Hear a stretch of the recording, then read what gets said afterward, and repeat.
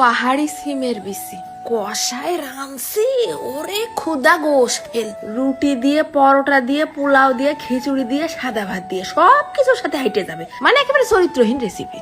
ইনারে আবার ভালোবাসে অনেকে অনেক নাম ধরেই ডাকে, কেউ কয় রাজমা, কেউ কয় কিডনি বিন। তা আমি হাফ কেজি মতন কিনে আনিলাম এই বিসি। ফার্স্টে আগে সারা রাত পানির মধ্যে চুবোই রাখিলাম ভিজতে লাগুক। সকালে উঠে দেখি সব আঠারটা কোল বালিশের মতন ফুলে উঠেছে। খোসাটা ছিলেও রানতে পারো, আবার সহও রানতে পারো, কিন্তু খোসাটা এত পাতলা যে ছিলার কোনো প্রয়োজন নেই, ডাইরেক্ট রাইন্দে খাতে পারবা। ফার্স্টে কড়াইয়ের মধ্যে ফেলাই দিলাম হাফ চা চামচ জিরে আর হাফ চা চামচের কম অল্প কয়দানা গোলমরিচ। সুন্দর করে নেড়ে চেড়ে টাইলে নিয়ে শিলপটার পর ফেলাই আবার গুঁড়ো করে রেখে দেবো এক সাইড করে। এই জিনিসটা লাগবে না শেষের দিকে। তারপরে দিচ্ছি চামচ খানিক ঘি।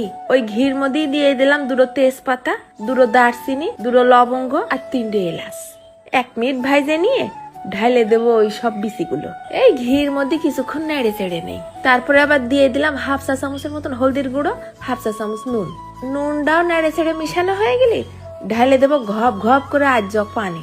তারপরে ডাইরেক্ট নিয়ে যেয়ে ফেলাই দিলাম প্রেসার কুকারের মধ্যে। 4-5টা বাসি দিয়ে একদম নরম তুলতুলে করে সিদ্ধ করে আনিগে। ওধারে সিদ্ধ হতে লাগুক, পাশের কড়াইতে ফেলাই দিলাম আবার ঘপ ঘপ করে সয়াবিন তেল।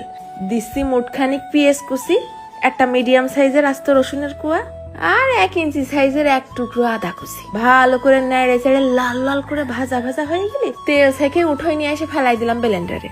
পেঁয়াজ রসুনের সাথে ফালি করে কেটে দিচ্ছি 2টো টমেটো, ব্লেন্ড করে নিয়ে আসি।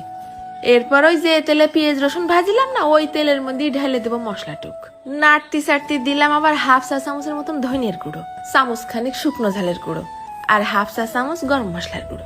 মশলাটা সুন্দর করে কষায় কষায় ভুইনিয়ে নিতেই হবে না। যেই এরকম তেল ছাড়া ছাড়া ভাব, অমনি দিয়ে দিলাম 3 টেবিল চামচের মতন টক দই। টক দইটার সাথেও মশলাটা কষাই নিছি। তারপরে ওই পানি থেকে তুলে নিয়ে এসে ফেলাই দেবো মিষ্টার বিন, থুকু কিডনি বিন, ভিতরে যেসব এলাচ লবঙ্গ